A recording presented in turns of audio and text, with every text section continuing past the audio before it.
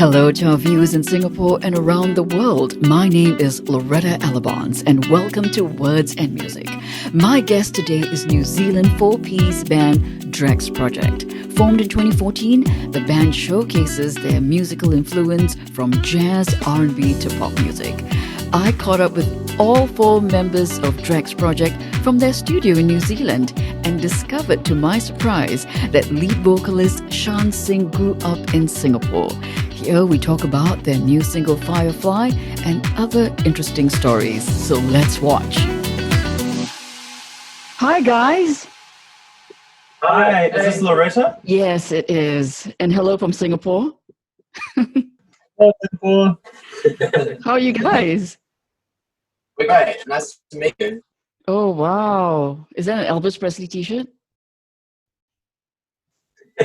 Yeah, Oh, wow. How are you guys doing in New Zealand? we're doing good. Yeah, we're able to play shows at the moment, so just announced a show. We've just been chilling, we're making music, and yeah, that's kind of Yeah. Okay, so announce the show for when? we got a show in December. Oh, yeah, I on saw December that. 13th. I saw that on your Instagram.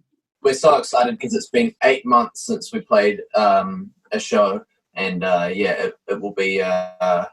It's the thing that we miss the most out of anything from since COVID has happened. So yeah, it will be really great to get back on stage. Definitely. Okay, so just for the sake, of our Singapore and Asian fans, can you tell us how did the four of you come together and start the Drax Project? We met at music school in probably about 6 years ago now. The very beginning was Sean on the saxophone, myself on the drums, and we were studying jazz during the day, and at night time we'd go busking on the streets of Wellington, so like street performing. So drums plus sax is Drax, that's how we got the name, and we were just playing covers, just having fun. Wasn't a serious band at that point, we had no big plans for anything, just playing covers, other people's songs, and then shortly after that, a few months of that, Sam joined on the bass. Got a couple of bar gigs and all that sort of stuff. A couple of little gigs here, little parties, birthday parties, and then Ben was in the band shortly after that. And from there, we started writing our own stuff, which was about 5-6 years ago now. So from busking, and how did you land your record deal with Universal? It was a slow progression. We started playing our own music and shows in Wellington, and then we started to get asked to play some more shows around New Zealand. Our music started to get heard a little bit on some local, like small radio stations, and then I think somehow Did a cover. Yeah, we did a cover of a song by Kimbra, who is also a New Zealander. She did that song with Gotcha, and that got seen by them and by the record label, and They hit us up. they got in touch with us. And Oh, wow. Okay, so what year was that? You with them. Sorry. What year was that? What year was that? 2015? Maybe? yeah, 2016? Okay. It might have been 16, bro. End of 2015. Something like that. So. Okay, so wow. So it's been quite a journey, I would say, right? An exciting Oh. journey. Many gigs, many bad songs written. Before we got signed to them, we were doing a lot of like balls and like high school like graduations, proms, like and like 50th birthday parties, like corporate events. Just like we were playing covers every week at a bar. Like it was just like Hustling. Yeah, we're just doing whatever.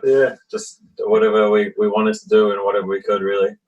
But over the next couple of years or next few years from that, it scaled up pretty quickly, which was crazy. It was a pretty crazy ride, or it has been a pretty crazy ride, getting to open for a bunch of different artists around the world and tour with them. So it's been really great. Hopefully, we'll get back to that sometime in the next however long. But Yeah, so you mentioned about all these great acts and artists you've been touring with, and I saw you've had a couple of big names you've worked with, with Christina Aguilera. And so who were your favorites? What's the most memorable?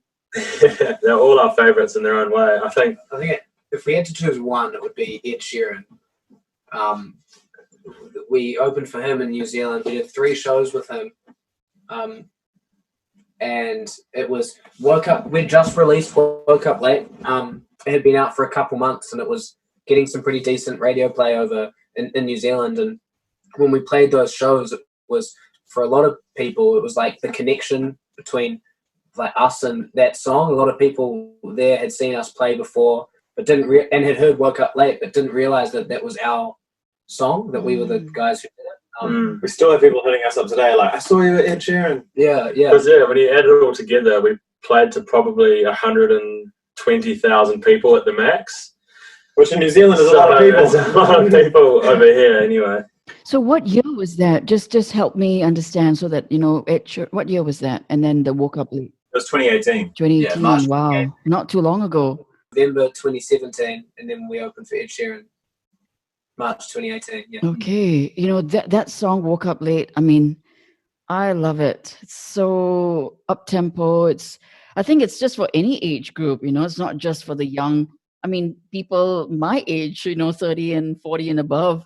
It's a great song, so high energy. The video, and how do you stumble upon getting Hailee Steinfeld and then Liza Koshy to do the video? Hailee was another person we toured with. Was we got the opportunity to open for Camila Cabello around Europe in 2018 as well, was it? Yeah. End of 2018, yeah. And some mutual friends between Hailee Steinfeld's camp and Camila's, and Hailee got shown the song, and I think we were playing with the idea of having someone else on the song, maybe a feature, and she wanted to be on the song. She hit us up, and obviously we said yes, and then we were back in New Zealand, and she sent us her vocals from America, and it all just kind of came together like that. Sounded amazing. Yeah. How did Liza Koshy come along to dance in the video? How was that? When we met her, she told us that she'd always wanted to be in a music video.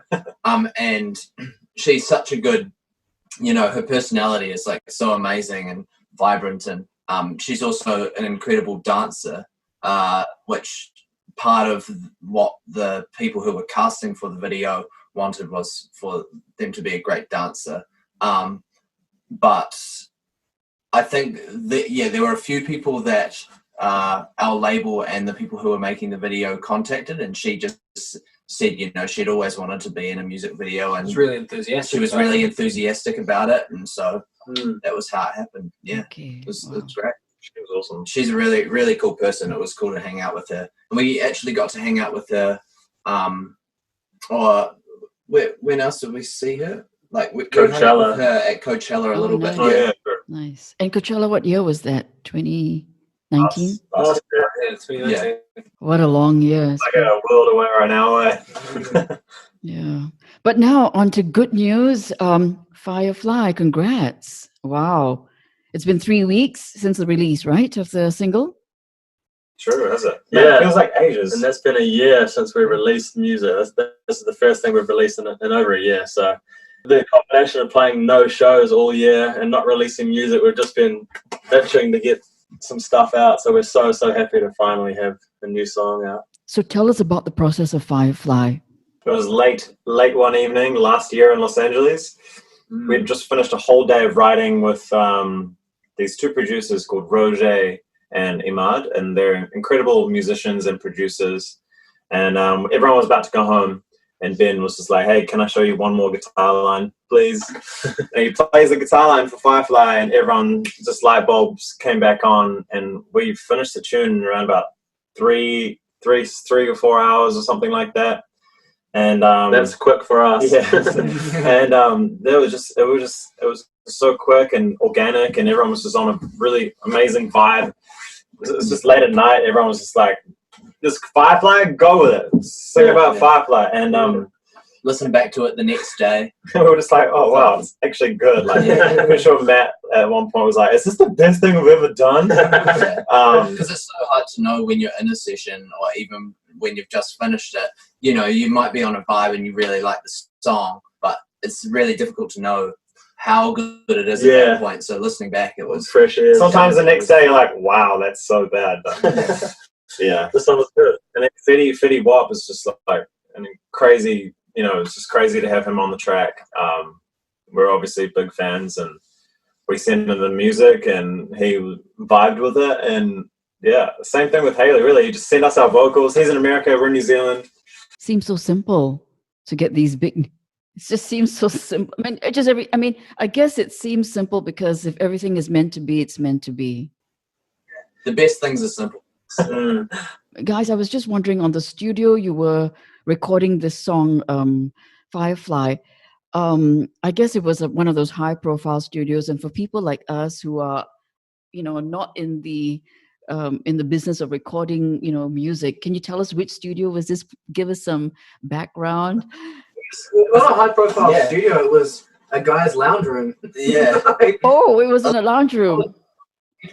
A lot of people's studios, or a lot of people who, even some of the really big producers and writers, work out of houses, or either their homes, or it might be a house that is set up to have multiple studios in it. So, we wrote it in Roger's old house. He's moved houses now, but yeah, it was a great vibe at that place. I mean, we've written a lot of good music there. There's nothing really fancy. Like the guitar was recorded on like a fairly average. It's just a normal guitar. It's like a standard guitar with a standard mic. Like nothing was really flash about it.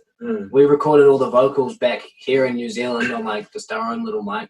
For everyone listening, like there really is we didn't record it in a big fancy studio. I reckon that mic you're speaking into right now could probably record a good song. Yeah, but absolutely. the technology is so good now that you can buy a little home studio. Anyone out there can release or can record high quality vocals. Yeah, the drums are just like samples, just played in on like a drum pad. It wasn't like Matt didn't get on a drum kit in a studio. $10,000 drum kit and record drums. Like it's not. Yeah, we do it. Yeah, the reason why I'm asking is because after speaking to you, I'm going to listen to the song and just imagine how things were. Yeah, it was a room like the size of this room, really. Yeah, a very relaxed vibe. I think we just had some dinner. Yeah, everyone was going. It was maybe about sitting on the floor. It was maybe about 26, 27 degrees. Yeah. Okay, so you've got Acacia as well. She's singing on the chorus on the bridge. How did she come about for the single Firefly? We put out a competition on Instagram last year for someone to perform a song with us at a New Year's festival in New Zealand. Catching Feelings was the song. Yeah. And she won. We chose her to be the winner. We thought she was amazing. Her audition was so cool. And ever since then, we've just been keeping in contact, and we've been writing music with her and everything like that. And she was perfect for the song.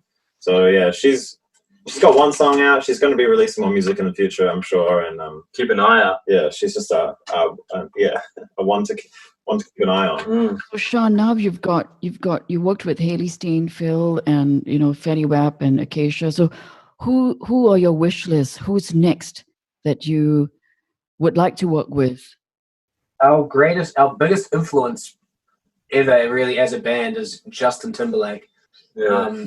He would be right up there. We've got a very extensive wish list. Ariana Grande, people. Yeah. SZA, Justin Bieber, right, Daniel Caesar, Kimbra. So now that this Firefly is already, released, so what's the future plans? What's next for Drax Project?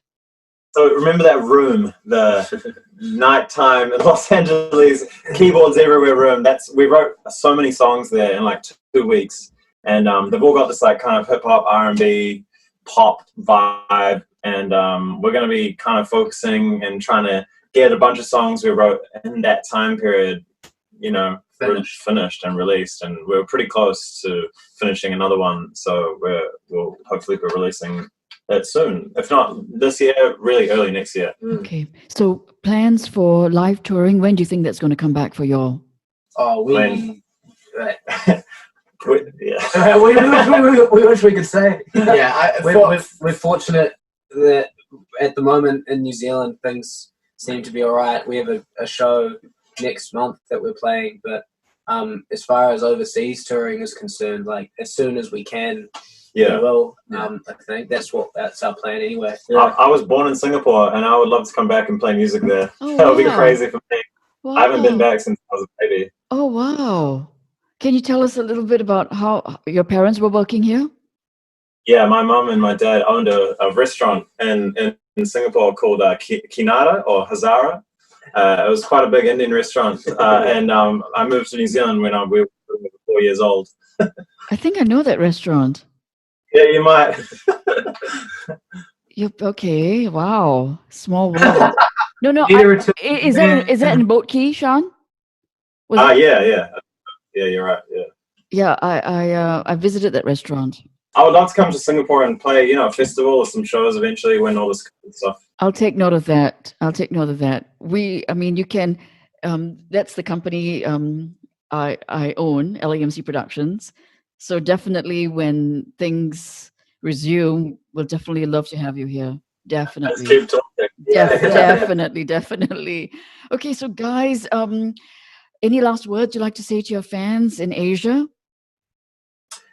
Just thank you so much for listening to our music. Thank you for playing our music. And like Sean said, as soon as we can, we would love to come and visit and perform for you guys. Yeah, we've got more music ready to release, so it'll be coming soon. So keep an ear out, keep listening to Firefly in the meantime. As soon as we can come to Singapore and Southeast Asia in general, we really want to go. Like, it's one of our bucket list places to visit and play in. For years now, so we've had a lot of support from that part of the world. We can see who's listening and where and stuff like that. And the Southeast Asian area has been really, really good to us. So we'd love to repay the favor soon. So we're talking to you, there's this back and forth between us and you guys. So yeah, we're excited about it. Like to return Sean home. Return him to the restaurant. Yeah. Get him back. No, this has been such a pleasure because it's lovely to see the four of y'all as opposed to just one member of the band. So thank you for doing it as a group, and we wish you all the best. Thank you very much. Thank you. Anytime. Thanks for talking to us. Appreciate it. Well, I hope you enjoyed our chat with Drax Project, and we wish them all the best for their live show on December 12th at the Black Barn in New Zealand. Now, if you'd like to find out other guests we've interviewed during the show or during this pandemic, I would say on Words and Music, you can head over down to our website at lamcproductions.com. While there, you can subscribe to our YouTube channel and don't forget to leave a comment. Well, that's it for our show this week on Words and Music. Until next week, stay safe. My name is Loretta Alabons.